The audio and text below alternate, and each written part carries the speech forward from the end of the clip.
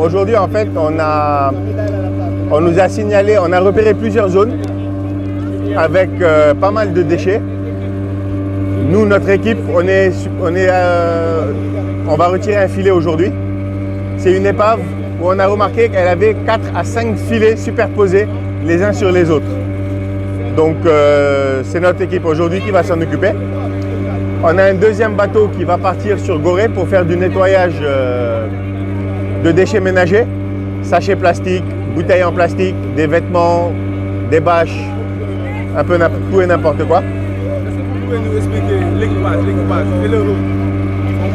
Alors, on a l'équipe des plongeurs, on est en combinaison.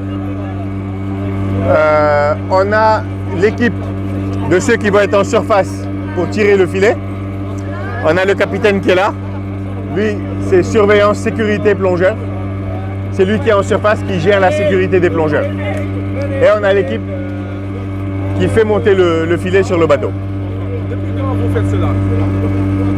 Alors, moi je fais ça depuis maintenant à peu près 20 ans.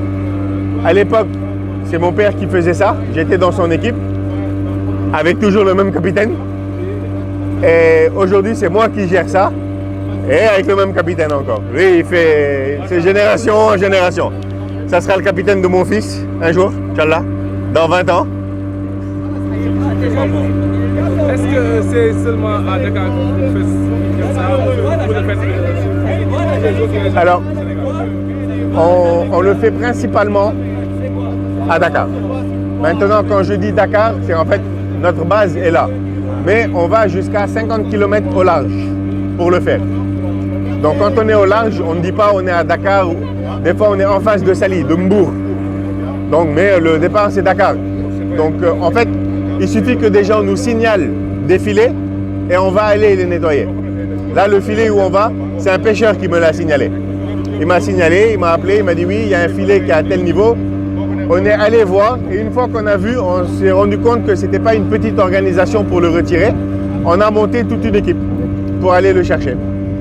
Ok, vous travaillez avec les autorités ou bien vous travaillez avec les personnels de l'environnement? Les ministres de l'environnement vous accompagnent ici? On travaille nous-mêmes. C'est-à-dire que c'est moi. Vous n'avez aucun appui? On n'a pas vraiment d'aide aujourd'hui. Pour la première fois, on a eu la DGEFM qui nous a accompagnés. Et c'est la première fois que ça arrive. C'est un bon début. Ça veut dire qu'on est ensemble. On a signé un partenariat. Et c'est eux qui nous ont permis d'organiser cette journée. Surtout, faut le dire. Donc certes, on n'a pas l'habitude de le faire. Mais aujourd'hui, c'est eux qui nous ont permis ça. Quelle est la motivation? Alors, il faut savoir que depuis que j'ai 14 ans, je travaille dans la mer en tant que moniteur de plongée. Enfin, à 14 ans, j'étais assistant, je travaillais chez mon père. Mais à partir de 18 ans, je suis devenu moniteur de plongée et j'ai commencé à travailler dans la plongée. Donc, je rends tout simplement à la mer ce qu'elle me donne. Vous savez, tous les jours, je plonge. Mon travail, moi, c'est faire guide touristique sous-marin. Je ne fais que regarder ce qu'il y a sous l'eau. Je ne pêche pas, je ne chasse pas. Donc, tout ce que la mer me donne de beau à voir, j'essaie de le lui rendre en nettoyant la mer. Votre mot à l'endroit des Sénégalais? Qu'on continue comme ça. Parce qu'aujourd'hui, comme je disais tout à l'heure, il y a 20 ans, 80% des gens qui nettoyaient étaient étrangers. Aujourd'hui, 80% des gens qui nettoient sont des locaux.